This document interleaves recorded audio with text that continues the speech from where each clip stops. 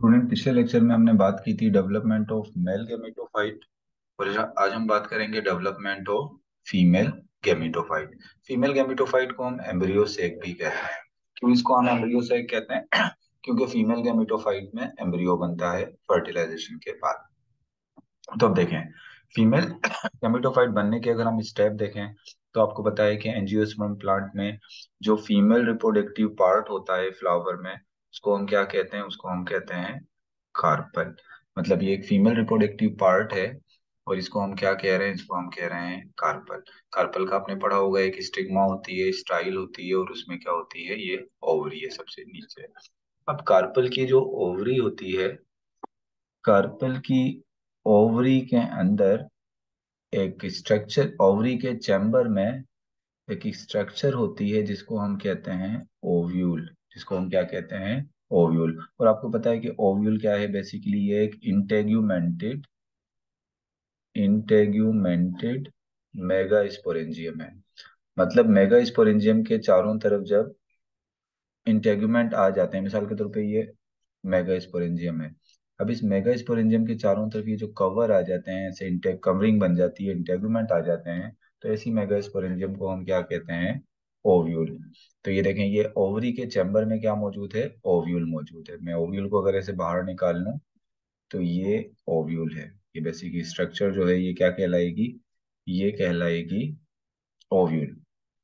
और इस ovule ovule जो है बेसिकली क्या है? इंटेगुमेंटेड मेगास्पोरेंजियम। ये रेड कलर से जिसको मैं शो कर रहा हूँ यहाँ पर, ये रेड से जो मैं शो कर रहा हूँ, तो ये क्या है? ये है इंटेगुमेंट। ये मेगास्पोरेंजियम पे जब ये इंटेगुमेंट चढ़ जाते हैं, ऐसी मेगास्पोरेंजियम को हम कहते हैं ओव्यूल। अब क्या होता है कि ओव्यूल के अंदर मौजूद होते हैं, ओव्यूल के अंदर एक सिंगल होता है मौजूद मेगास्पोर। ओव्यूल में होता है मेगास्पोर मदर सेल।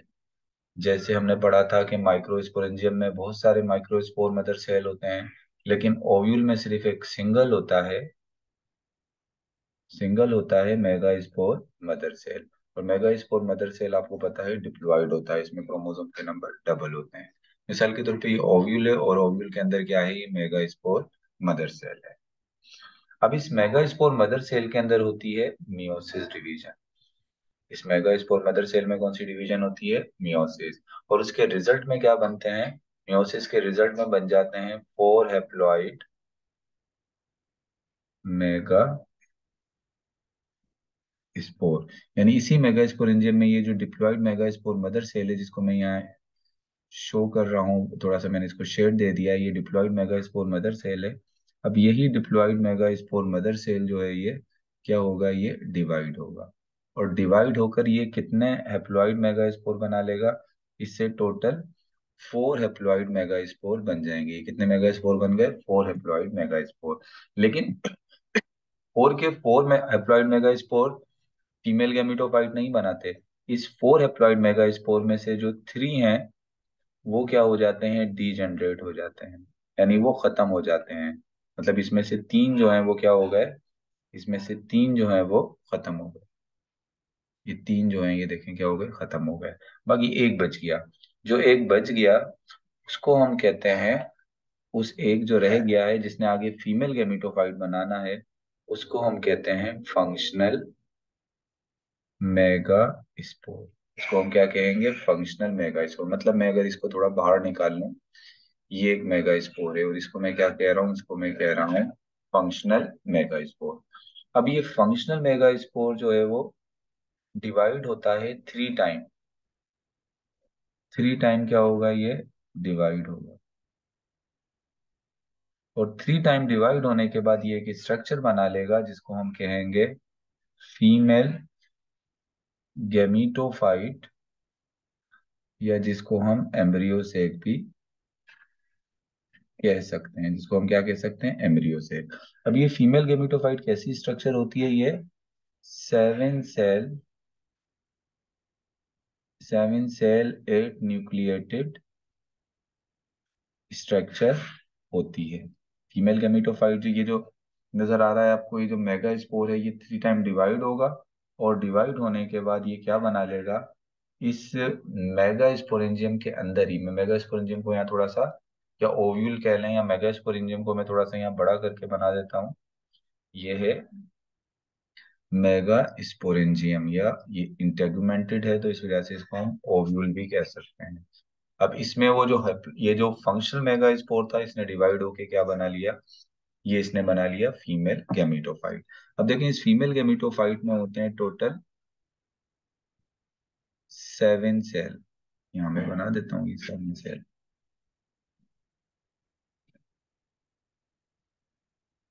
अब ये जो 7 सेल हैं, इन 7 सेल्स में से हर सेल में एक एक न्यूक्लियस है। 7 सेल में हर सेल में एक एक न्यूक्लियस है, रेड कलर से मैं शो कर रहा हूँ इन न्यूक्लियस को।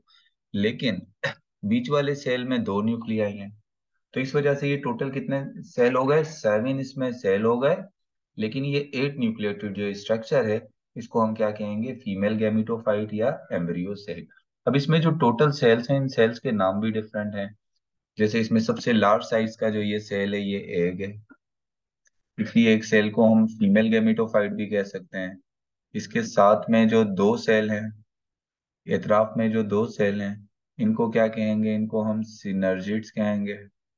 इनको क्या कहेंगे, एतराफ में जो दो सेल हैं इनको सिनर्जिड्स कहेंगे। इसके अपोजिट साइड में जो 3 सेल नजर आ रहे हैं, इनको हम पोलर बॉडी कहते हैं।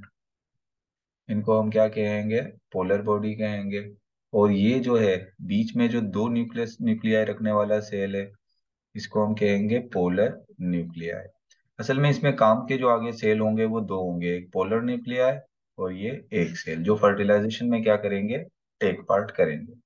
तो इस तरह ये 7 सेल 8 न्यूक्लियोटाइड जो स्ट्रक्चर बनी है, इसको हम कहते हैं फीमेल गैमेटोफाइट। अच्छा एक चीज और देख लें कि यहाँ पर जो एक बात कही गई है कि, मैं इसको थोड़ा सा आगे शो इधर ही शो कर देता हूँ चलें, कि ये जो फीमेल गैमेटोफाइट है, ये जो डेवलप होगा, तो कैसे डेवलप होगा, ये फंक्शनल मेगास्पोर कितने टाइम डिवाइड होगा, 3 टाइम जो है ये क्या होगा, डिवाइड होगा।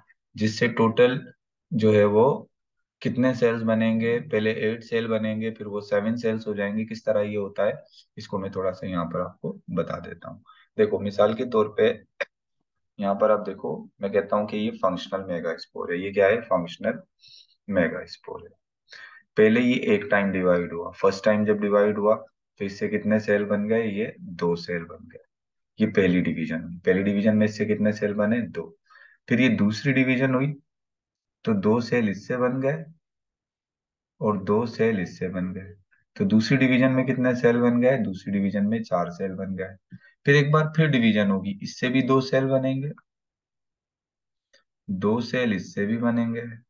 इसी तरह 2 सेल इससे बनेंगे और 2 सेल इससे बनेंगे। टोटल कितने सेल बन जाएंगे, टोटल बन जाएंगे 8 सेल। टोटल सेल कितने बनेंगे, 8 सेल बनेंगे। और हर सेल में कितना न्यूक्लियस होगा, एक एक न्यूक्लियस होगा। टोटल 8 सेल बने, हर सेल में एक एक न्यूक्लियस। लेकिन बीच वाले जो सेल होंगे, ये जो बीच में 2 सेल आपस में फ्यूज हो जाएंगे। 2 सेल आपस में क्या हुए, यहाँ पर ये फ्यूज हो गए। तो अब कितने हो गए, ये 7 सेल्स हो गए, 1 2 3 4 5 6 7, 7 सेल हो गए। लेकिन बीच में दो न्यूक्लियस इसके जो है वो, दो न्यूक्लियस जो है वो एक सेल में, ये क्योंकि ये दो मिलने से बने, इस वजह से ये दो न्यूक्लियाई वाला भी एक सेल बनेगा, जिसको कहेंगे पोलर न्यूक्लियाई। बाकी ये जितने भी सेल्स हैं, इनमें से कुछ एक सेल बनाएंगे, कोई एंटीबोडल सेल बनाएंगे, कोई सिनर्जिड्स बनाएंगे। So this was all about development of female gametophyte. Development of female gametophyte के बाद हमारे पास एक टॉपिक है डबल फर्टिलाइजेशन। फर्टिलाइजेशन आपको पता है कि जब मेल और फीमेल गैमेट मिलते हैं तो इसको हम कहते हैं डबल फर्टिलाइजेशन। अच्छा सॉरी, इसको हम फर्टिलाइजेशन कहते हैं। जब भी मेल और फीमेल गैमेट की यूनियन होती है, इसको हम फर्टिलाइजेशन कहते हैं। लेकिन अब डबल फर्टिलाइजेशन क्या होती है, तो सबसे पहले तो याद रखो कि double fertilisation found only in angiosperm. Double fertilisation सिर्फ किसमें होती है, एंजियोस्पर्म के अंदर होती है। अच्छा अब डबल फर्टिलाइजेशन के अंदर होता क्या है, तो आपको पता है कि जो फीमेल गैमेट होता है, वो यहाँ पर कहीं मौजूद ओवरी के अंदर जो ओव्यूल होता है, इस ओव्यूल के अंदर ये फीमेल गैमेटोफाइट है। और फीमेल गैमेटोफाइट में मैंने आपको बताया था, ये जो एग है, बेसिकली ये जो एग है ये फीमेल गैमिट है, और दूसरा मैंने कहा था जो काम का सेल है वो पोलर न्यूक्लिया है। ये दो सेल काम के होते हैं जिसमें फर्टिलाइजेशन होती है। अब क्या होता है जब पोलन ग्रेन यहाँ पर आएगा, जो male gamete immature female gametophyte जब पोलन ग्रेन इधर आएगा, तो इसमें एक ट्यूब सेल है और एक जनरेटिव सेल है।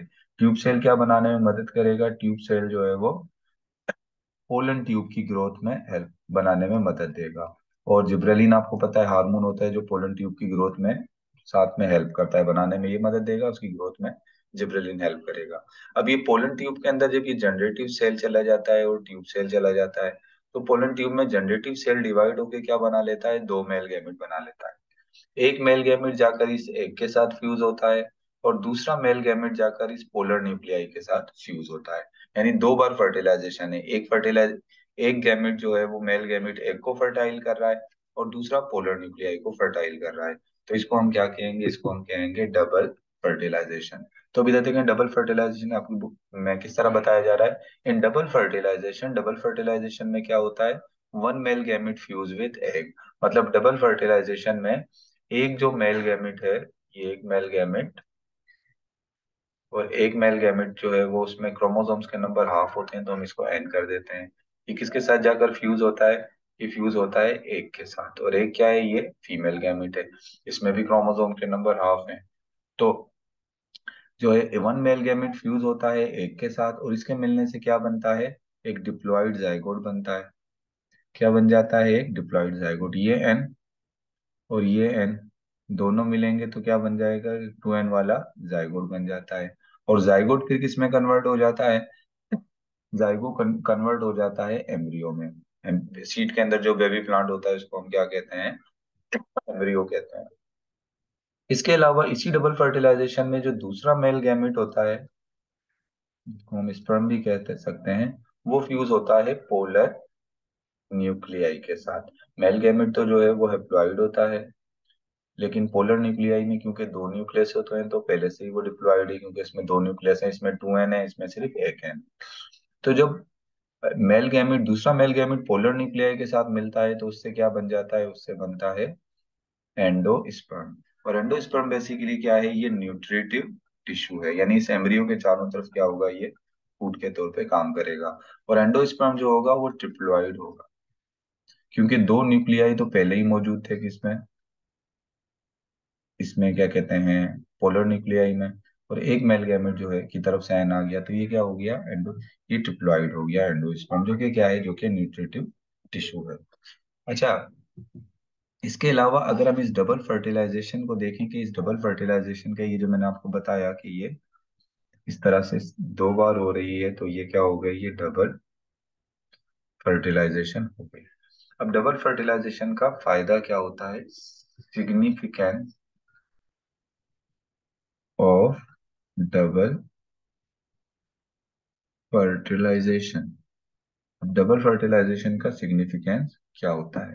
तो देखें आपकी बुक बता रही है double fertilisation ensure that the endosperm will develop only in the ovule where the egg has been fertile. यानी डबल फर्टिलाइजेशन जो है वो इंश्योर करती है that the endosperm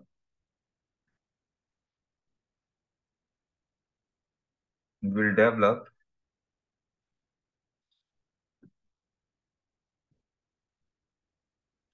only in ovule where will develop only in ovule where the egg has been fertilized, where the egg has been fertilized, thereby preventing angiosperm, especially angiosperm के embryo को, angiosperm from squandering of squandering nutrient, देखो, आपको पता है कि जब double fertilisation होती है तो ये ओव्यूल के अंदर एक एम्ब्रियो बनता है। फिर एंडोस्पर्म जो है वो इस एम्ब्रियो का फूड होता है। एंडोस्पर्म क्या होता है? एम्ब्रियो का फूड होता है। अगर एक सिंगल फर्टिलाइजेशन होती तो सिर्फ एम्ब्रियो बनता। क्या बनता? सिर्फ एम्ब्रियो बनता। और उसके साथ क्या नहीं बनता? उसके साथ जो है ये फूड नहीं बनता। अगर डबल फर्टिलाइजेशन ना होती तो ये एंडोस्पर्म की फॉर्म में एम्ब्रियो के लिए फूड नहीं बनता। तो सीड के अंदर जब एम्ब्रियो होता है और जब एम्ब्रियो जर्मिनेट करता तो उसको फूड नहीं मिलता। तो ये जो डबल फर्टिलाइजेशन का फायदा है कि ensure that the endosperm will develop only in ovule. Double fertilisation की वजह से एंडोस्पर्म जो है वो ओव्यूल के अंदर ही बनता है, उस जगह पर जहां पर एक फर्टाइल हुआ है, जहां एम्ब्रियो बना है। जिसकी वजह से क्या होता है? Preventing the angiosperm from squandering of nutrient. Specially जो एंजियोस्पर्म का एम्ब्रियो होता है उसको स्क्वैंडरिंग ऑफ न्यूट्रिएंट, यानी उसको जो है वो फूड की कमी से जो है वो बचाता है। जब तक वो सीड के अंदर है, जब वो जर्मिनेट करता है करेगा, तो एंडोस्पर्म उसको क्या देता रहेगा? फूड देता रहेगा। आपके पेपर, प्रीवियस पेपर में भी काफी बार ये क्वेश्चन आया है, write down the significance of double fertilisation. अक्सर डबल फर्टिलाइजेशन डिफाइन करने के लिए आ जाता है, या फिर उसकी जो है वो सिग्निफिकेंस पूछ